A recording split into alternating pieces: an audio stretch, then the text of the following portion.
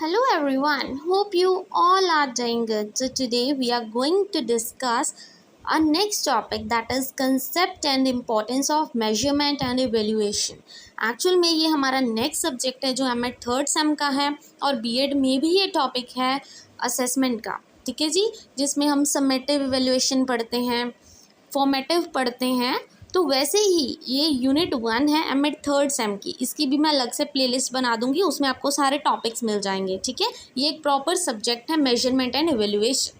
तो आज हम करेंगे एक टॉपिक जिसका नाम है मेजरमेंट। इवेल्युएशन आपको नेक्स्ट टॉपिक में मिल जाएगी, ठीक है, नेक्स्ट वीडियो में, और इसकी प्लेलिस्ट अलग से बनेगी। एज यू ऑल नो कि हर सब्जेक्ट की अब मैं प्लेलिस्ट अलग से बनाती हूँ ताकि आपको दिक्कत ना आए। ठीक है जी, टॉपिक्स ढूंढने में। बाकी अगर आपको कोई भी और टॉपिक चाहिए जो मेरी तरफ से रहता है और आप चाहते हो मैं उस पर नोट्स प्रोवाइड करूँ तो आप मुझे बता सकते हैं। So let's start with measurement कि मेजरमेंट होती क्या है। तो मेजरमेंट देखिए, सिंपल से वर्ड में अगर हम बोलें, जब भी हम किसी चीज़ को नापते हैं, किसी का हाइट देखते हैं कितनी है, किसी की वेट देखते हैं, किसी की लेंथ कितनी है या एज कितनी है, जब भी किसी चीज़ को हम नंबर्स में डिनोट करते हैं, ठीक है, नंबर्स में, तो उसको हम क्या बोलेंगे, मेजरमेंट बोलेंगे। तो आप सोचेंगे कि मेजरमेंट एजुकेशन में कैसे काम आती है।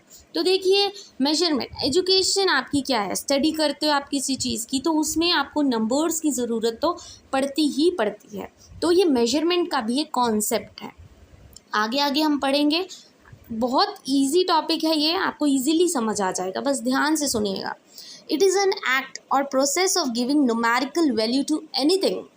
जब भी हम किसी भी कंसेप्ट को कोई न्यूमेरिकल वैल्यू देते हैं, मींस नंबर्स देते हैं, for determining the status of the thing precisely on the basis of some rules and some standardise norms. ठीक है जी, कि जब हम किसी भी, ये क्या है, प्रोसेस है, जब हम किसी भी कंसेप्ट को नंबर्स में डिनोट करते हैं एक प्रॉपर रूल यूज़ करके। ऐसा नहीं है कि हम 2 पहले लिख देते हैं या 3 पहले लिखते हैं, नो, हम सिस्टमेटिक वे में चलते हैं, पहले 1 2 3। जब हम कोई चीज़ पॉइंट्स में लिखते हैं, ठीक है, ये न्यूमेरिकली हमें किसी चीज़ को डिनोट करना है, तो वो क्या हो जाती है, measurement.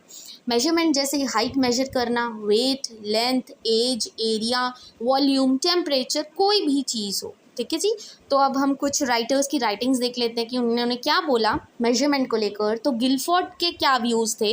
According to Guilford, measurement is a description of data in terms of numbers.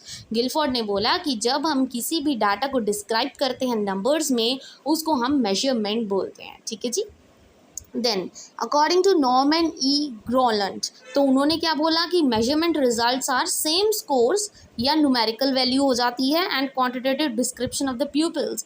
जब हमने बच्चों की किसी भी चीज़ को नंबर्स में डिनोट करना हो या न्यूमेरिकल वैल्यू देनी हो, या बच्चों का रिपोर्ट कार्ड जैसे हम तैयार करते हैं, स्कोर्स बताने हो कितने हैं, तो उन सब चीज़ों को मेजरमेंट बोलते हैं। ठीक है, ज़रूरी नहीं है सारे के सारा आपने लिखना है, ये राइटिंग्स अगर आपको जिसकी याद होती है आप उसका लर्न कर लो। ठीक है, अकॉर्डिंग टू स्टर्न ने क्या बोला कि measurement is assignment of numbers to objects और events according to the rules.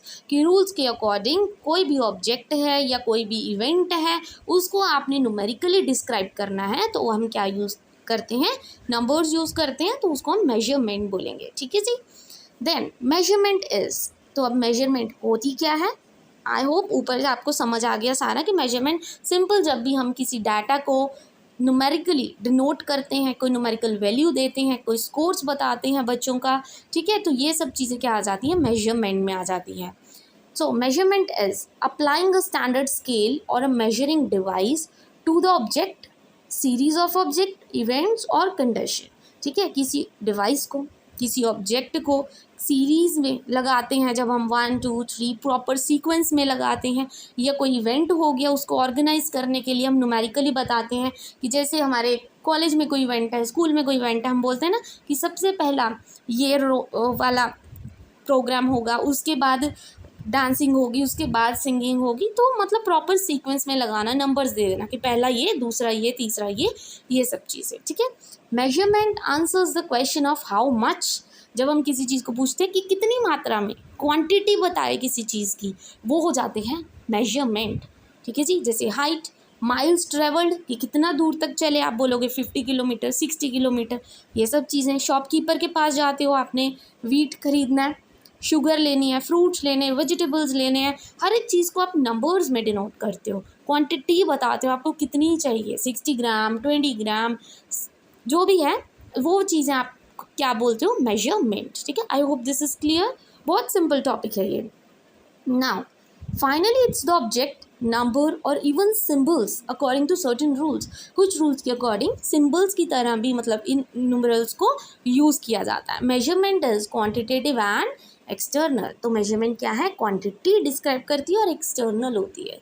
Internal तो ये होती नहीं है, एक्सटर्नल है। कितने किलो कोई चीज़ ली, ठीक है, कितने फ्रूट्स लिए, कितने वेजिटेबल्स लिए, हर एक चीज़ को हम एक्सटर्नली देखते हैं। किसी की हाइट कितनी है, किसी का वेट कितना है, ये एक्सटर्नल चीज़ें ही तो है। इंटरनली तो आप मेजर नहीं कर सकते। Internally in the sense, for example आपकी बॉडी ऑर्गन्स है, ठीक है, आपकी हार्ट है, आपके लंग्स हैं, उसको आप निकाल के मेजर तो नहीं करोगे, वो इंटरनल नहीं है। ठीक है, मेजरमेंट एक्सटर्नल होती है, मतलब आउटवर्ड अपीयरेंस से आप बता सकते हैं कि कौन सी चीज़ कितनी मात्रा में है। ठीक है जी। Now the main point come is educational measurement. जिस चीज़ की हम बात कर रहे हैं, एजुकेशन मेजरमेंट क्या होता है, when the process of measurement occurs in the field of education. जब एजुकेशन के फील्ड में हम कोई चीज़ मेजर करते हैं to measure the outcome of learning, उसको हम एजुकेशनल मेजरमेंट कहते हैं। ठीक है, हमने देखना है कि बच्चे ने कितना सीखा, बच्चे की प्रोग्रेस मतलब कितनी हुई, पहले वो कैसा था पढ़ाई में, अब वो कैसा है, उसको हम जब नंबर्स में डिनोट करते हैं। फॉर एग्जांपल जैसे आपका रिपोर्ट कार्ड है, ठीक है, 3 टर्म्स के मार्क्स होते हैं। फर्स्ट टर्म में बच्चे के कितने नंबर्स आए, सेकंड में कितने, और थर्ड में प्रॉपर प्रोग्रेस देखी जाती है। तो वो एजुकेशनल मेजरमेंट हो गई। ठीक है, वो रिपोर्ट कार्ड्स जैसे तैयार करते हैं, मेजर करते हैं कि जो बच्चे की लर्निंग है उसमें क्या चेंजेस आए हैं, बच्चे ने कितना सीखा है, उसको हम नंबर्स में डिनोट कर देंगे, उसको हम एजुकेशनल मेजरमेंट बोलेंगे। ठीक है जी, I hope this is clear.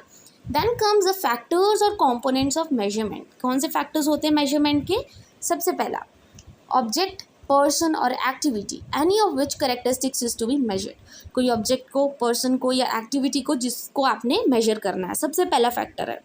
Second, the characteristics of that object, person और activity that has to be measured. कोई भी चीज़ है, पेन है, पेपर है, कोई पर्सन की बात हुई है, पहले आप देखोगे कि पर्सन कौन सा है, सेकंड आप देखोगे कि उसके करेक्टरिस्टिक्स क्या है जो आपने मेजर करना है। आपने हाइट मेजर करना है, वेट मेजर करना है, क्या चीज़ मेजर करनी है। Then third, the tools and devices of measuring. आप मेजर करोगे, जैसे फॉर एग्जांपल किसी पर्सन की हाइट मेजर करनी है, पहले फैक्टर में तो आपने पर्सन देख लिया कौन सा है, सेकंड में आपने देखा क्या चीज़ मेजर करनी है, थर्ड में आपने देखा कि किस चीज़, कौन से डिवाइस यूज़ करके मैंने मेजर करना है। फॉर एग्जांपल हाइट करनी है तो मैं इंची टेप लूँगी, ठीक है, तो इससे मेजर कर दूँगी, टूल हो गया। Then the person who measures it, person भी मैटर करता है कि कौन मेजर कर रहा है। कई बार किसी की मेजरिंग कैपेसिटी इतनी सही नहीं होती, ठीक है, कोई मतलब ऊपर ऊपर से मेजर कर देता है सिंपल कि चलो इतना इतना अप्रॉक्सीमेट है, बट द थिंग इज़ कि हमें प्रॉपर मेजरमेंट चाहिए, तो पर्सन भी प्रॉपर होना चाहिए। ठीक है जी, I hope this is clear. Then comes the type of measurement. अब मेजरमेंट भी देखिए दो तरह की होती है, एक होती है फिजिकल मींस डायरेक्ट मेजरमेंट करना, एक होती है मेंटल मेजरमेंट करना। फिजिकली तो देखिए हम आराम से देख सकते हैं किसी पर्सन को देख के कि इसका वेट कितना हो सकता है, ठीक है, वॉल्यूम कितनी है किसी चीज़ की, ये चीज़ें डेफिनेट होती हैं। मेंटल मतलब जब आप किसी बच्चे की एजुकेशन में, जैसे आप गाइडेंस एंड काउंसलिंग पढ़ते होंगे, जब आप किसी बच्चे का इंटेलिजेंस चेकआउट करते हो, एटीट्यूड चेकआउट करते हो, तो वो सब चीज़ें क्या है, मेंटल मेजरमेंट में आ जाती है। जब आप मेंटल एबिलिटीज़ बच्चों की चेक कर रहे हो, ठीक है जी, तो वो मेंटल मेजरमेंट हो जाती है। एक होती है फिजिकल, फिजिकली मतलब जब हम बाहर से देख के बता देंगे, ठीक है, ये इतनी मात्रा में, इट्स ओके। मेंटल होती है जब हम साइकोलॉजी में चला जाता है, साइकोलॉजी मेजर करते हैं बच्चों की, ठीक है, ये इनडायरेक्ट वे में की जाती है ऑलवेज। ऐसा नहीं है कि बैठो चलो मैं आपका दिमाग पढ़ती हूँ, no it's not. Physical direct होती है बट मेंटल हमेशा क्या होती है, इनडायरेक्ट होती है, इसको याद रखना है।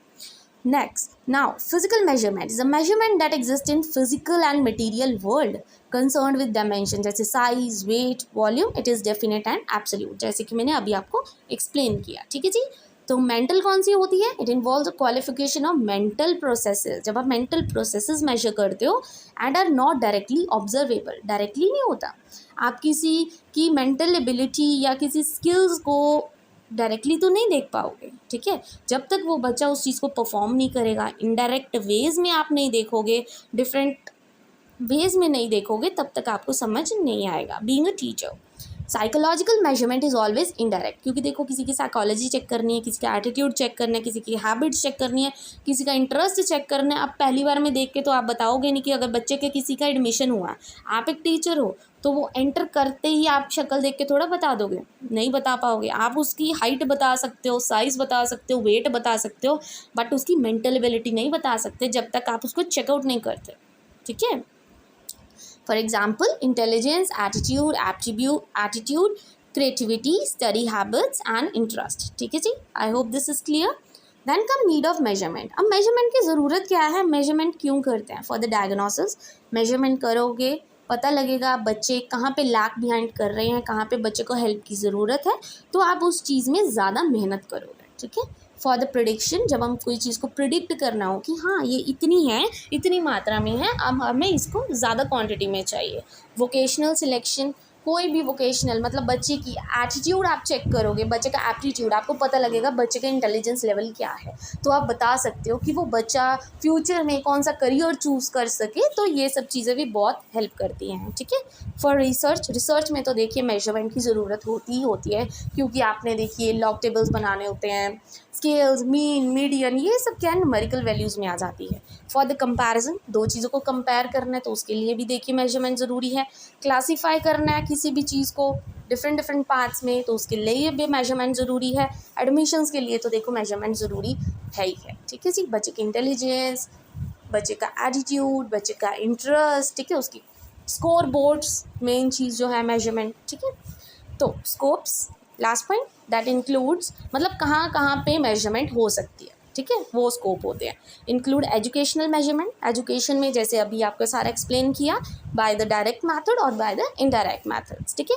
अचीवमेंट्स देखनी बच्चों की, इंटेलिजेंस टेस्ट में यूज़ हो सकती हैं ये चीज़ें। इंटरेस्ट देखना बच्चे का एबिलिटी, बच्चे का एप्टीट्यूड और बाकी ट्रेट्स जो होते हैं, अगर आपने मेजर करने हैं तो आप मेजरमेंट के थ्रू कर सकते हैं, ठीक है जी।